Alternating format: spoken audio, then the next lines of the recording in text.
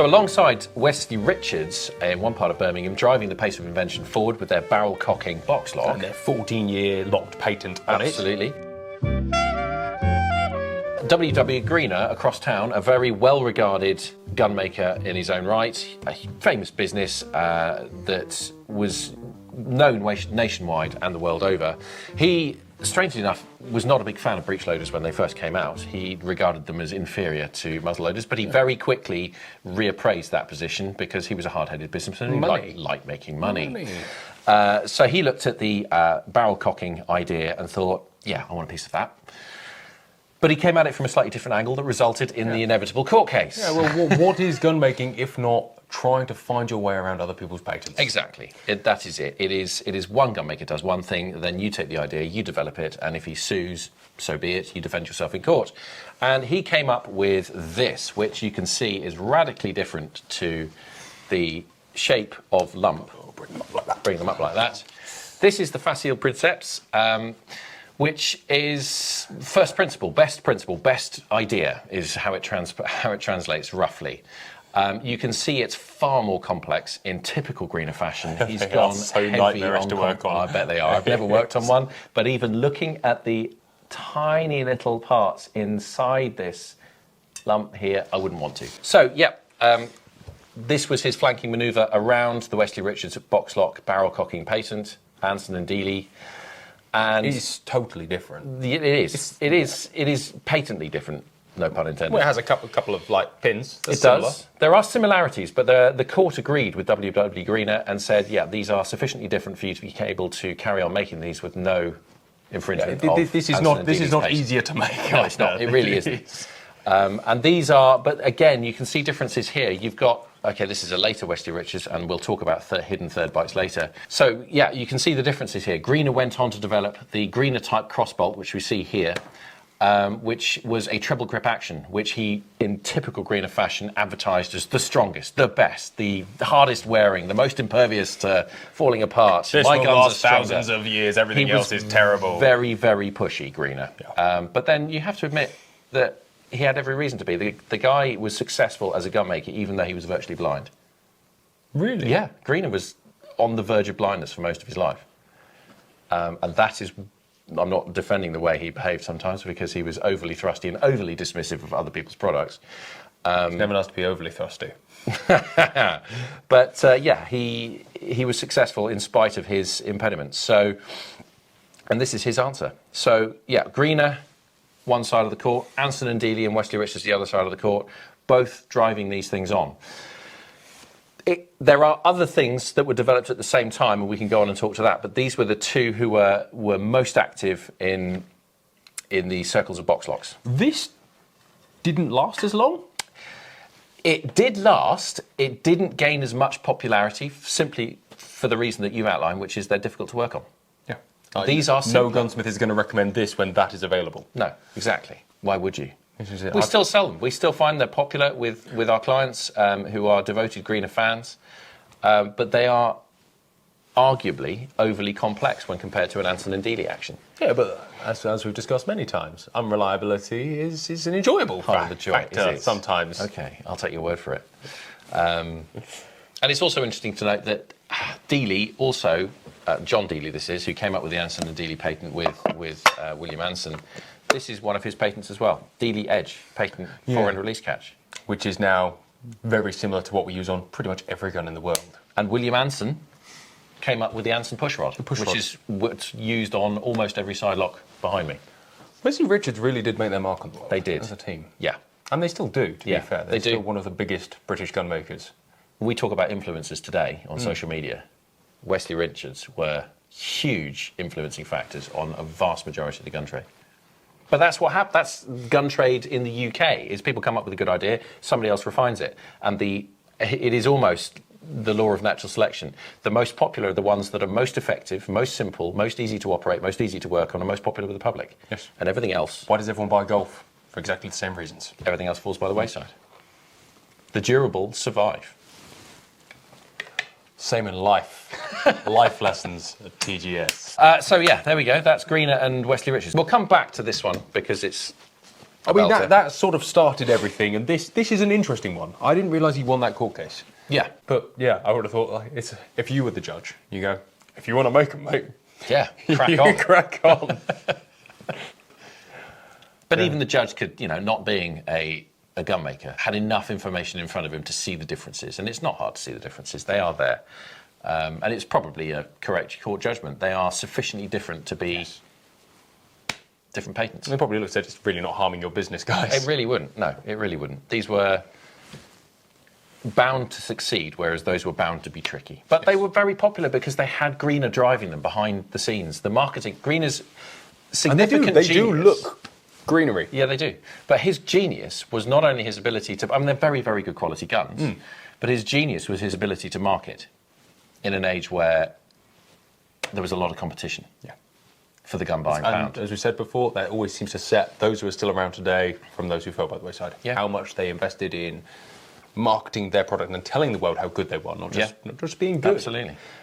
And Greener was quite reasonably priced. Were they the similar price, Greener and Wesley Richards back in the day? Yeah, they weren't far off. What's interesting in Diggory Haddock's book about Boxlocks, which is well worth a read, is it's called The English Boxlock. He does a comparative chart between the best sidelocks and the best boxlocks. And most people think that the boxlock is inferior to the sidelock. They were priced the same.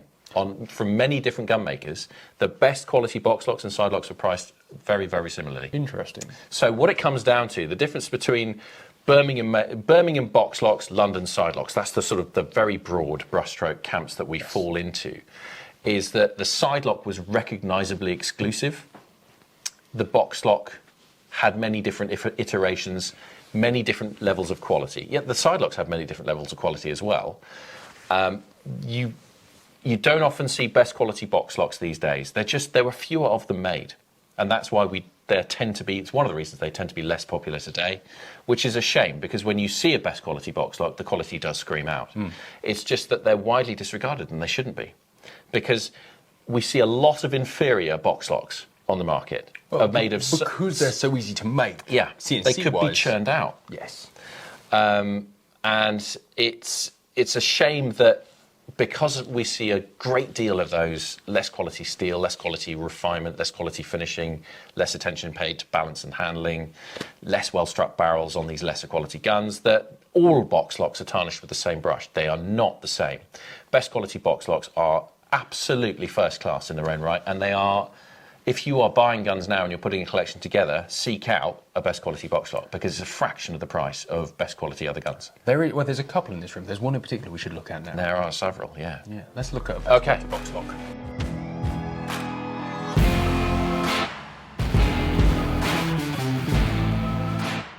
So we have a couple of best quality boxlocks in front of us. We do, yes. Now we've got two different iterations of the boxlock here. This one is French, so the UK development of the boxlock, and this is quite early, this is 1890 something, I can't remember the exact date, but this is Guillot of Paris, a 16-bore boxlock ejector of very high quality, but it shows the influence that the boxlock had in a very short space of time on gun making the world over. This is a licensed Wesley Richards action, probably built barreled action in the white and then sold on to a provincial gunmaker who then finished it to an incredibly high standard, and he would have ordered the best quality barreled action he possibly could from Wesley Richards. Is it TG Styles? The attention to detail here is extreme. The border, the engraving, the deep relief carved engraving on the balls there. The checkered side panels are of very high quality. This is not everybody's cup of tea, but you have to admire the skill that's gone into carving this stock into the shape that it is. It is stunning. I love this little section around here. That little 1mm border is wild. It's exceptional. It's absolutely exceptional. So anybody who says that boxlocks can't be high quality because they're boxlocks and they're Anson and Dealey is wrong when they look at these things. They are exceptionally high quality. Guillot here, again, the carving on the balls here, on the detonators. There are different terms for the same thing. Some people call them the fences. The fence is actually that bit, but the ball or the detonating there. If you go on the internet, by the way, they're definitely called the fences by some people. There you are. So we always refer to them as fences, but some people call them the detonators. I think with gun lingo, there were so many words for so many different things. If you open one of these up and take them to 3 different gunsmiths, they'll call every part something slightly different. Yeah. And Purdy have their own language, and Holland have their own language. So the hand detachable lever for Hollands is called a nail. There you go. The nail. There you are. So, and the finishing liquid that Purdy craftsmen put on the stock. Yes. Slackum. That's just factory lingo. Yeah. So, yeah, different terms for the same thing. But we're talking about... Let's not refer to them as carved balls, though. Okay, fair enough. That's a little bit painful, isn't it? Yes. Carved detonators, fair enough. Or carved fences, as we call them. But, yeah, it is... You can see the quality just jumps out in both of these guns. So it's not hard to recognise good quality when you see it. It's not mutton dressed as lamb. This is lamb dressed as lamb. Yeah. It is a stunning thing. I think that's one of my favourite guns in this room. Yeah. So refined and so simple and so subtle. Yeah, it's a subtle elegance. You could put it in a rack 20 yards away and nobody would look at it, but you pick it up and everything about that gun is just as good as it gets. Yeah, absolutely. But it's not a big flashy sidelock. No. And that is strange that we still carry that over to today. Was that the case back then? If Yes. they're running at the same price for Yes. a best box lock and a best sidelock, were people buying the best box lock or just not really? It's largely down to the artistry, that the basic real estate that the engraver had to work on. There's more to work on a sidelock than there is on a box lock. So it looks more elegant, arguably. It looks more appealing to the people who are spending that kind of money on a new gun. So, yeah, it's for the person buying it, it is recognisable, I've spent this much on this gun. Whereas with a box lock, it's not quite as recognisable from one average shooter looking at somebody else's gun. That is the only reason. If you turn up with this, most people go, oh, it's a box lock. Yeah. Yeah.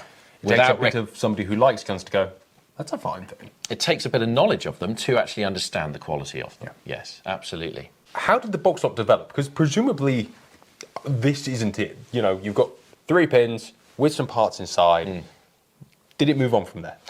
It did. Locking mechanisms were developed to make the action stronger, because the weak part on a box lock, arguably, is just at the base where the standing breech meets the flats. So that radius there, that pin there, inherently weakens that part of the gun, which undergoes some stress on firing. So inherently, the bar of a box lock is less strong than a side lock, if we want to talk about breakage. Yes. But it's rare. But it is rare. It's extremely rare, especially with high quality steel. Lesser quality box locks, it would be more likely. So I'm not, without naming any particular names, the mass produced, less quality box locks of cheaper steel iron, isn't going to withstand those kind of stresses. Or it will, but you're always going to get some failures. Exactly. Yeah. You'll get a higher proportion of failures than you would with the higher quality guns. Hopefully the proof house would wean them out.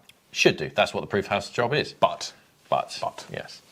So, the development comes when we go on to, and we'll go back to this box lock again, because it covers a lot of development, a lot of bases, even though it's quite a later one. This is Wesley Richards going again the extra mile and developing looking at the London hand-detachable side-lock ejector that Holland made, and thinking, how can we apply that to our box lock? Why was hand-detachable a thing? Hand-detachable is good because when you're out on safari in Africa, and it's been very dusty, very hot, or you've dropped in the pursuit of your crocodile your gun into the water, you can take the lock plates off, dry it out properly, re-oil, clean, ease of lubrication, ease of maintenance in the field. The hand-detachable lever that Holland came up with, called a nail, is their solution to clients trying to do it with a turn screw and not doing it very successfully and burring over the head of the screw. Even though a lot of these best guns are supplied with a set of turn screws, you probably didn't take them on safari. They did not want them to be using turn screws in the field. They'd rather use the hand-detachable side lever. Why didn't many other makers do that? Good question. It was a selling point again. It was one of those, we have this, the competition doesn't. Okay. It wasn't patented. It probably was. It was, actually, yes, though some of the early ones have patent written on the lever itself. Interesting. So, but Wesley Richards and their box lock come around to address the same problem. We can do it too. We can do it too with a drop block. Now, the factory call them detachable locks. Colloquially, they're known as drop lock. On Wesley Richards' website, they have a drop lock tab, and it gives you to the detachable lock page. So they can be referred to as both. The patent, I believe, refers to them as detachable lock. Everyone calls them a drop lock. And it is this little button here. Floor plate comes down. Actually, on this one, it comes off. Later ones, they were hinged, so they stay on. And the lock work just is very straightforward to remove, and that is the lock work on a Wesley Richards detachable lock or drop lock. And suddenly we see all of the same stuff, just now strapped to a lock plate. Yeah. Ease of maintenance in the field. Yeah. Same large pieces of... Yeah. And if you break a spring or something goes wrong with this lock, which is unlikely, but, you know, a possibility, if you're on safari in Africa and you're down to one barrel for your 2-month-long safari, that's a problem. Especially if you're going after something that you very dangerous. Probably want 2 barrels full. Yes, exactly. So this is their solution, and they will supply them with extra locks on request in the case. And the remarkable thing is I haven't had to use a turn screw at all to get that lock plate out. It's easy. And change it. It's very, very easy. Thumb and forefinger.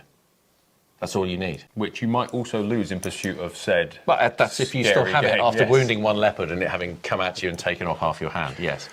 It's a beautiful thing, isn't it? Like They're beautiful things in their own right. Look at that. Look at it. It's a proper development over a standard box lock. Yeah. And you cannot put it in the wrong way around. You simply cannot get it back in the wrong way around. It's a piece of design brilliant. I'll go with that. They are beautiful, beautiful things. So that is one development. Other developments were the locking mechanisms changed. Greener's crossbolt with that round pin that went through. Others used it with a square cross piece as well. So lots of people were trying to do different things with box locks to make their locks arguably more secure. You could say it's more about marketing than it is about actually mechanically making them more secure, but marketing is an important part of gun making and selling of guns. Well, if people are buying on the strength of your neighbour's product, your answer is you go, well, mine's stronger actually. Yeah. Haha. If your gun recoils, if someone's saying, my gun recoils less, you go, my gun recoils actually less than theirs. And it becomes things at the moment. My gun's the shallowest action. Yeah. My gun's the strongest action. It still goes on today, doesn't it? We see competition in semi-auto markets in America. Mine's with the fastest. Yeah. lock time, fastest bolt time. Yeah. My barrels have the longest forcing cones. So what? Okay. Well done. Fantastic. But it's a selling point. People Exactly. buy. It's People buy on all it. about marketing, yeah. So we can also look at developments. Yes, so Greener's crossbolt was widely adopted. The standard crossbolt is, well, it started out with just a round pin going through that extension at the top. It started out with the round pin extending through the side of the detonator there. And as you close the gun, it comes across. Now, developments for this, suddenly they decided they could move it as a captive one that did not protrude out the side, and it's a higher quality refinement. It looks smart. Yeah, and it looks smarter. So the Germans also adopted the crossbolt, in this case the squared crossbolt, but also hid the protrusion inside the action as well, and have applied cocking indicators too to this particular model.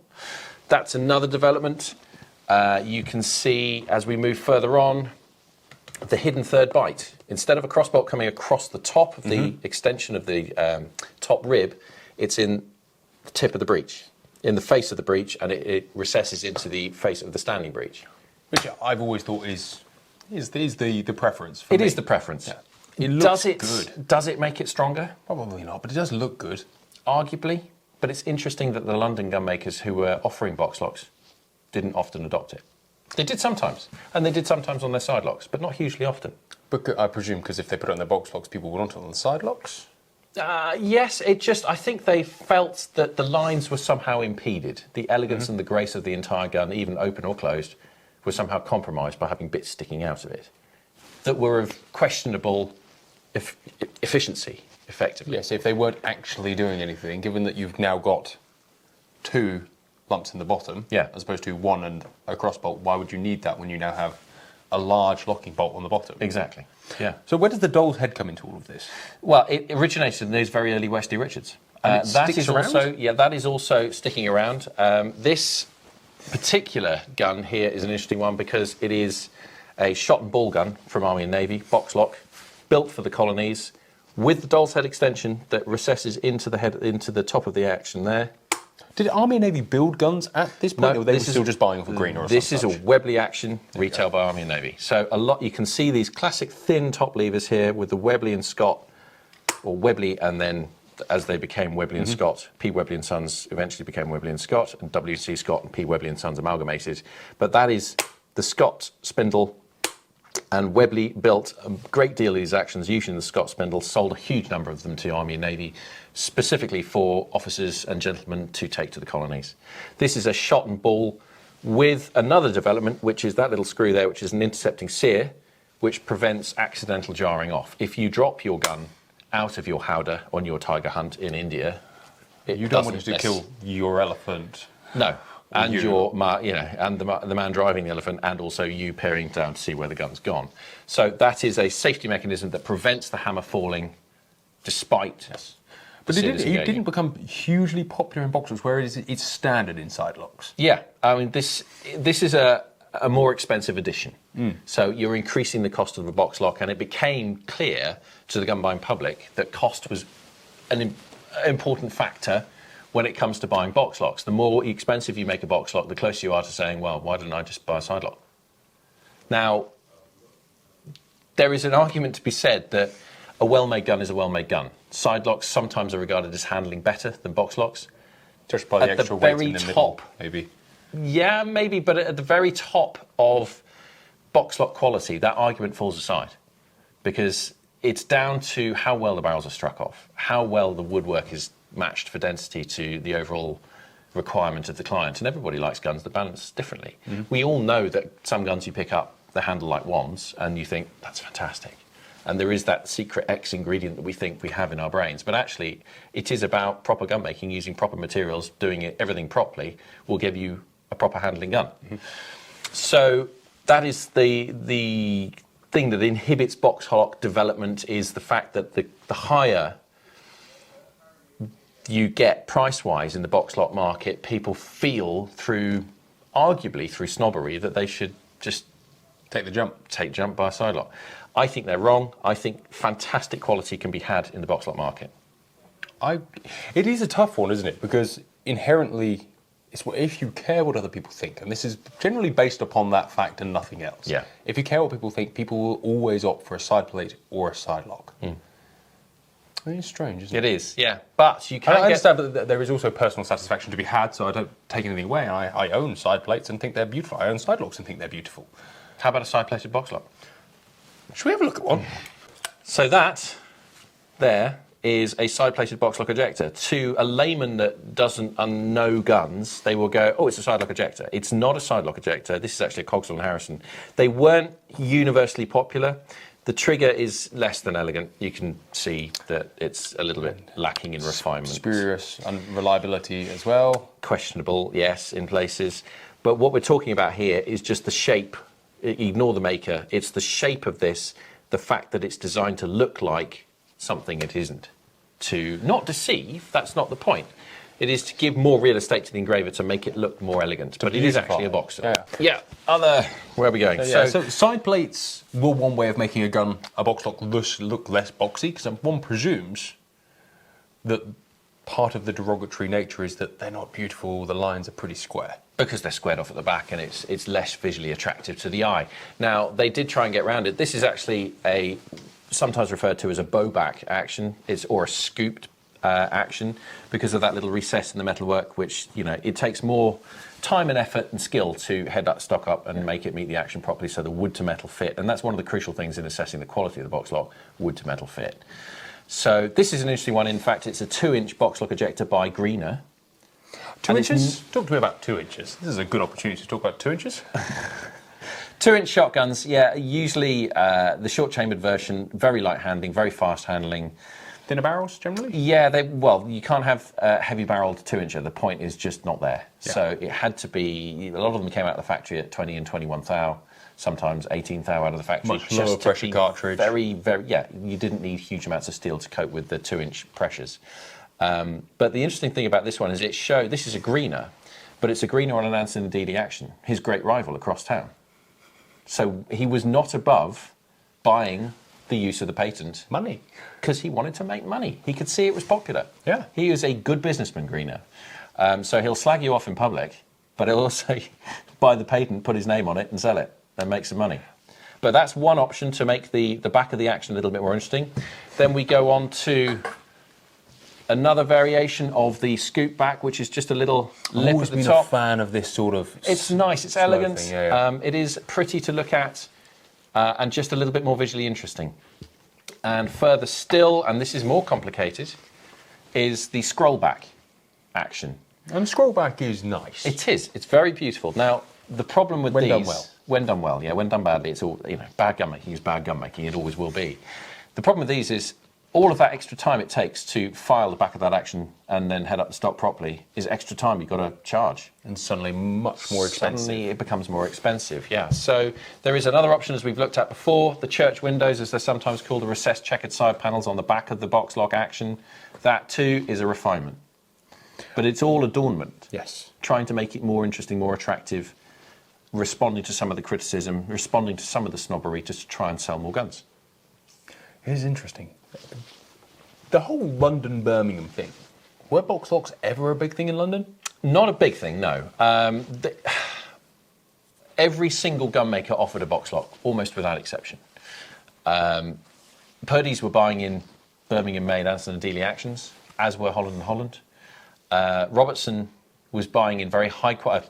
Boss & Co. traded their box locks by John Robertson. Saw the need to be able to offer a box lock, did not want to cheapen the name of Boss, Best Gun Makers Only, so put the box lock he produced under his own name, John Robertson, or Robertson, J. Robertson box locks. Yeah.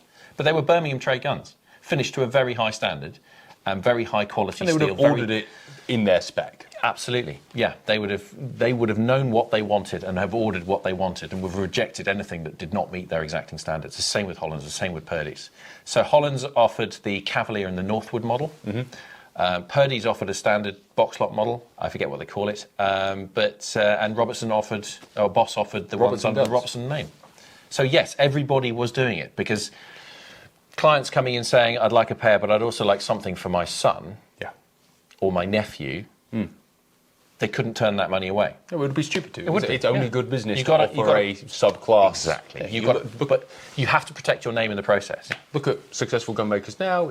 Most of them will have a range. I mean, Beretta, most successful gun maker in the world. Cheapest gun's 800. Yeah, they have a lesser range. Automatic. Yeah, and the most expensive Beretta is probably like 200,000. Yeah, they appeal to all levels. Everybody At this point in Victorian stroke Edwardian Britain, they're not turning down any money. No, I mean money. Money is money. Yeah, money is money. This is a business at the end of the day. We're all in love with it, and it is an art form, and it is our passion. But, it's got to turn a profit. Got to pay the mortgage. Yep. Somehow. Got to stay out the poorhouse. Yes. So not everything with a squared back of the action where the metalwork meets the head of the stock is a box lock. Fairly common misconception. It is, yes. This is a side lever cocking Horatio Phillips patent Stephen Grant ejector, not a box lock ejector. Horatio is a solid name. It is a solid name. Good Norfolk name, Horatio. It's sort of your middle name, really. Yeah, Nelson's County on all the signs. I thought they forgot about him. He's been dead a long time. Has, yeah. But, one of the more famous Horatios you'll ever find.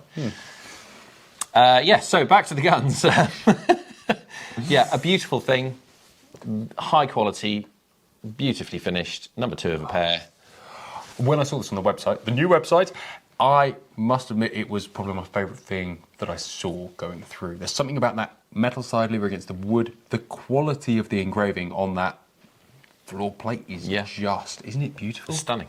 Absolutely stunning. Like this weird, fine acanthus, but not quite running through this starburst. It's just stunning. Really nice. And it's nicely executed. It's a lovely thing. Yeah. I mean, not that anything from this gun maker is ever not well executed. You don't see bad grants. No. You really don't. But at £700 to £900, this is it's going to make more than that. We know that's going to make more than that because we see them quite commonly as non-ejectors. We don't see very many as ejectors. You say that, and I know we've addressed this before. When you say it's going to make more than that, why is the estimate then not more? Because if we put it in too high, we turn a lot of people off. People go, oh no, it's too much. So 7 to 9 is a good starting price and what it should sell for, but if 2 people want it, it might go higher. Yeah, the art of pricing a gun or estimating a gun for auction is to not put a ridiculously low value on it that everyone thinks, what's wrong with it? Is to put a reasonable value on it without putting such a high value on it that you put people off actually bidding on it. Our job is to try and sell the best possible price for the vendor. It's no different to a second-hand car salesman putting a price on a car knowing he's going to sell it for a bit less. You're putting this price on knowing that it's going to sell for a bit more. It's a little bit more different. Our responsibility is to our vendor to get the best price possible for them. That's what we do. So without being unreasonable towards the buyers by giving them ridiculous estimates that are totally non-relevant to the value of the gun. Yeah, you couldn't put £200 on, you couldn't put £1,500 on. They don't mean nothing. 700 to 900 reflects its desirability in the modern market. I think it's going to do better because you and I can see the quality. And we're not the only ones who can see the quality. Yeah. People are looking at that already, thinking, that's a lovely thing. It boils back to the find another one. Exactly. This first one I've seen here in 3 years. Yeah. And it's beautiful. It's lovely. It's a lovely thing. Now, again, squared up, not necessarily squared off, but it looks to a layman's eyes like a box lock, and it's something that regular viewers will have heard me talk about quite a lot. This isn't a box lock. This is a trigger plate action from John Dixon. Dixon round action. It's a round action, and it's trigger plate round action Dixon, not a box lock ejector. Totally different mechanism inside. Because of the weight distribution, it makes it a little bit. It's different handling to a box lock, all things being equal. So yeah, it's just something to be aware of. That's not a box lock. That is a Dixon round action with a trigger plate. Totally different. Where all the mechanism is on that part, not in the body of the action. And they're not undervalued. No, they're not. They're extremely popular. Yeah, they're running 10 to 15 times more than the average box lock price-wise. Yeah, absolutely. And potentially worth it, right? Absolutely. Yeah, quite. They are. Based on their handling characteristics, their desirability, the fact that they were beautifully finished, beautifully made. Availability. Availability is not great because they didn't make very many of them. There's one maker, right? There's one maker in Scotland. Well, there were more than one, but one stands out, and that was John Dixon of Edinburgh. So they're extremely desirable in the modern market, and they're always sought after. Yeah, huge following. Huge cult following. And we also go on to talk about how to assess quality, having talked about these two guns. Yeah, so let's move the not a box locks out of the way. Although I have one question. Because I have one of these. This is an over and under. You might be familiar. Yes. I've shot a few. This isn't a box lock. It's not a box lock, no. But how would you pigeonhole that? This is a hard question because this is a B25. Most over and unders are trigger plate. Yes. Almost, probably 95%. A lot of them, yes. This is difficult. They do make box lock over and unders, but they're quite rare. They are. There are some English ones. There's a couple of edgy English ones we looked at a while ago. A few, and some with dummy side plates. Yeah. I don't know. I'm glad you gave me the opportunity to turn that question around and ping it straight back at you. Yeah, because I don't know either. How would you pigeonhole that? Answers in the comments section below. Given that some of it hangs off the top of the action frame, some of it hangs off the bottom of the action frame. It is a solid piece action frame, unlike many with a detachable trigger plate. It could be box-ish lock. A box-ish lock. But it is not a box lock. It's not a box lock in the classic sense. No, it's box-shaped. Yes, it's interesting. Yeah, the Browning is a bit of a miss. It doesn't really have anywhere to sit. No. But why should everything be pigeonholed? It should definitely not be pigeonholed. Here you go. We'll come up with a name for it.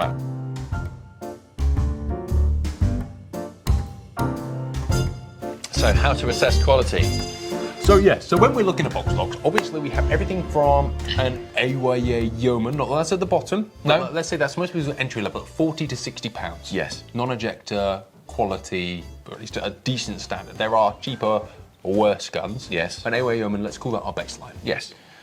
It goes up from there to the two guns we looked at earlier, the Guyot. Yep. How do we tell the difference between one and the other? What are we looking for? Here is the point, don't just look at box lock non-ejector and immediately turn the page. Because this is a box lock non-ejector of really good quality. This is Charles Boswell. You're looking at the level of finish, you're looking at the metal-to-metal fit, you're looking at the wood-to-metal fit, you're looking at the all-round quality, and this absolutely stands out as a quality gun. It's not just the engraving, although the engraving is superb, and the fact that the condition is good as well. The woodwork is lovely. It's the all-round attention to detail here is superb. And you would expect this to be an ejector, and it's not. But then ask yourself, do you really need an ejector for the type of shooting that you're doing? I don't. No. You really don't. I mean, all close shooting should be non-ejectors for the most part. Other than it is cool when the people eject and bounce them into the bin. Well, yeah, that's a skill that you learn. You can't be a proper close shooter without that skill. No, you really can't. How to spot quality? It's the wood to metal fit. It's the metal to metal fit. You're looking for when the gun opens, as that fore end knuckle comes back, how much of a depth of mark is there? There's a little depth there because this is an old gun, but you can see. That will just be the action stretching over time. I presume that tiny touch. Yeah. But the metal-to-metal fit in here on this, as this floor plate meets this trigger guard towing extension, that is just superb. People will try and fool you with these things, or not generally? It's quite hard to fake this. It's difficult to fake that. That is hard to get right. That is a highly skilled artisan at work, fitting one piece of metal to another so that the join is virtually, imperceptible. And it is a superb bit of gun making from Boswell, one of the great box lock makers. And if you find a good box lock by Boswell, snap it up. You're a Boswell fan. I'm a huge Boswell fan, yeah.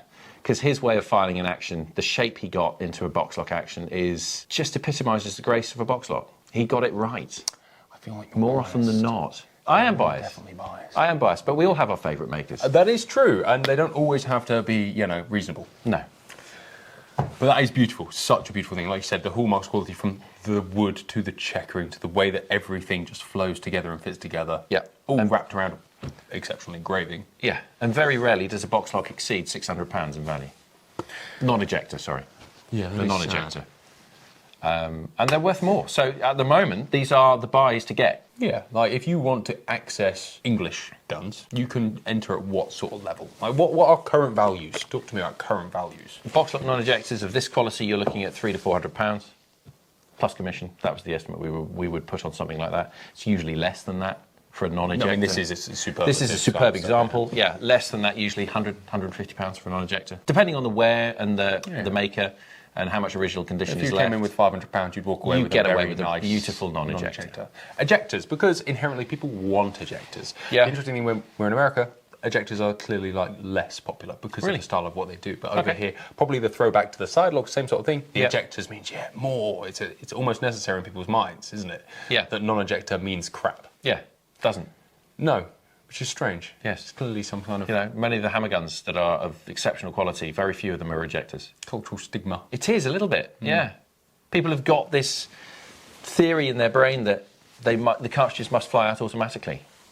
Whereas if you're walked up grouse shooting in Scotland, or if you're, chasing up cock pheasants down the side of a hedgerow, you don't want to be turning around picking your cartridge case out of a ditch. I'm thinking the only place ejectors are really necessary are on peg. Yeah.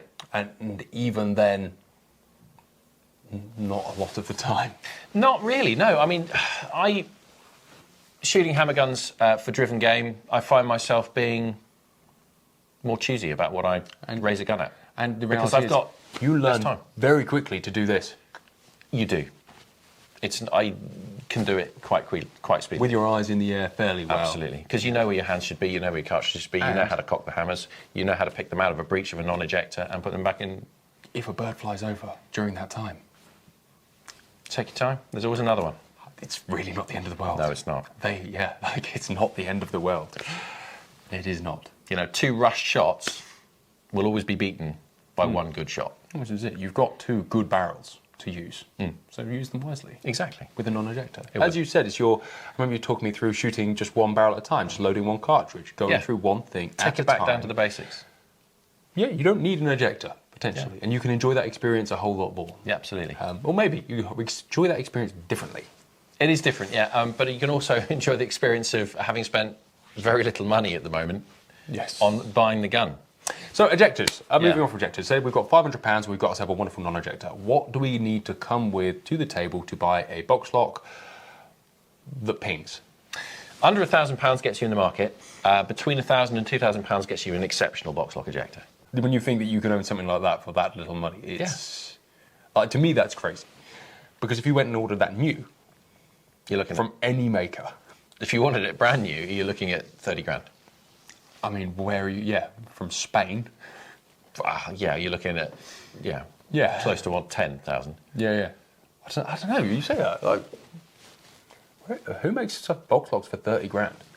There are some that still do it. Not many. Not many. AA Brown probably would. That's interesting. Yeah.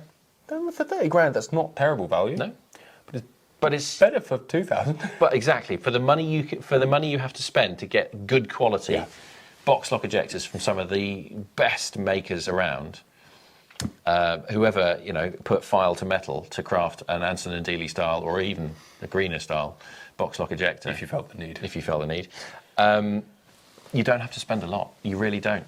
And these deserve to do better. They do, 100%. And why? Yeah, it is fascinating to me. So 500 is non-ejector, real nice. Yeah. 1,000 is ejector, pretty good. It's okay, yeah. Yeah, so you're going to be quite happy with it. You're going to have a good one. But they might be compromised. 2,000 is... These are hammer prices, remember? Yeah, gun for life. Yep. What do they run up to? I suppose the best price we've ever achieved at auction for a box lock in my memory was last year when we had a virtually unused Holland Cavalier box lock ejector in a case with accessories, £6,600 on the hammer. Plus commission. Plus 30% on top of that, yeah.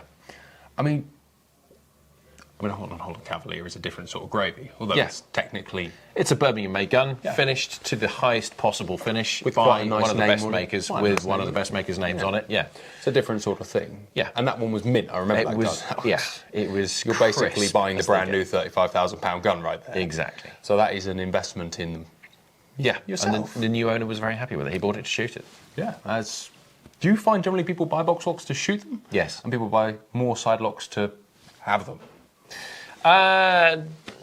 Yeah, I mean, most people, if you're buying a box lock, it's a gun you want to use. It's a gun you want to shoot. It's not something you want to, because you're not buying to invest, because the prices are they're stagnant at the moment. So you can get a lot of gun for your money. Yeah, not as low as they've ever been. But they're gradually creeping up, but now is the time to buy. Webleys are gradually creeping up in price. Good ones. We've got an exceptional one there. That'll do well.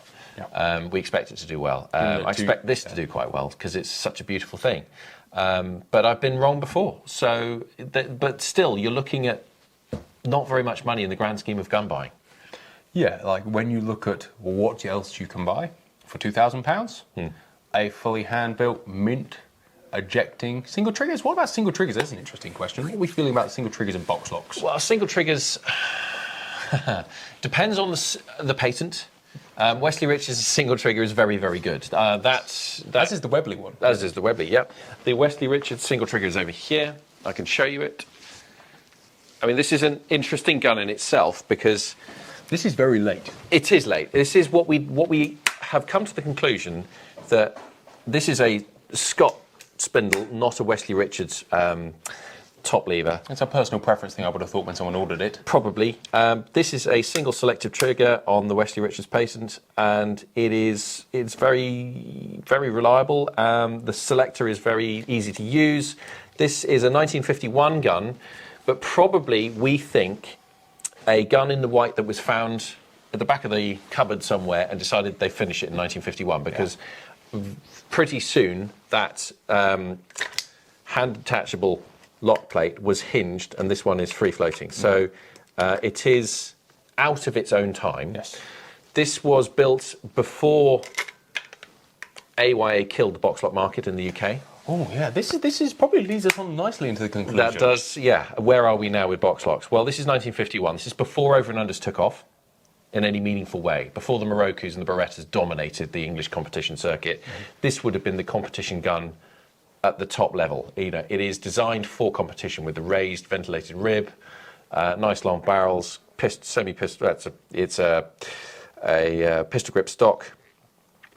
This is a live pigeon. It is a live pigeon type, but we would call it a live pigeon stroke competition gun. Yes. Because it was designed to shoot sporting clays, as sporting clays were beginning to develop as a sport in its own right in the 50s. But pretty soon, people went down the over and under route.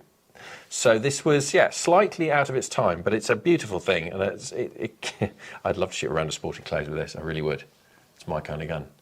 It is beautiful. That ventilated rib is unusually nice. It is. The amount of work that's gone into that it's enormous. Is next level. When you know how these things go on, and then you know how that is put together, that is stupid. Okay. You wouldn't have to want to relay it. I don't think you wouldn't have to pay for it nowadays, would you? No, but what a beautiful thing. It is. It's absolutely lovely.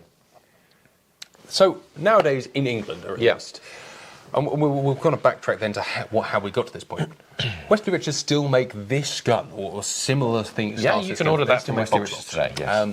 They'll cost you a good amount of money. They would, but they are still made to superlative standards. Absolutely And by high English standard. pricing, they're still quite reasonably priced. Who else makes a box lock? Well, AA Brown, I'm sure would build you a box lock. Greener, probably. Greener would still, yes, and they do.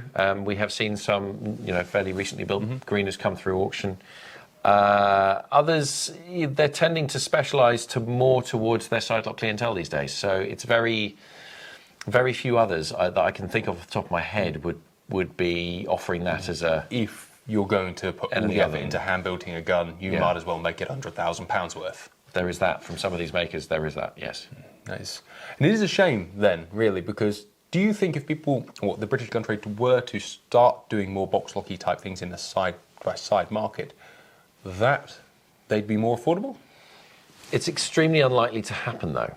That's the thing. Because there's the testament to the longevity of these box locks is there's so many around that why would anybody consider building one new unless the client specifically and almost paid up front for it to guarantee that he was going to fulfill the order? Why would anybody consider when you've got such good quality guns still out there for so little money? Yeah, you'd look maybe more into the remaking market instead, a bit like Dixon does with some of their guns, because they're so strongly built and so good. They just bring them up to date. Atkin, Grant and Lang have done for 20 years. It does make sense. Rebuilding, refurbishing guns, When your guns were that good, what happened to the nobly acceptable, affordable, everyman's side-by-side?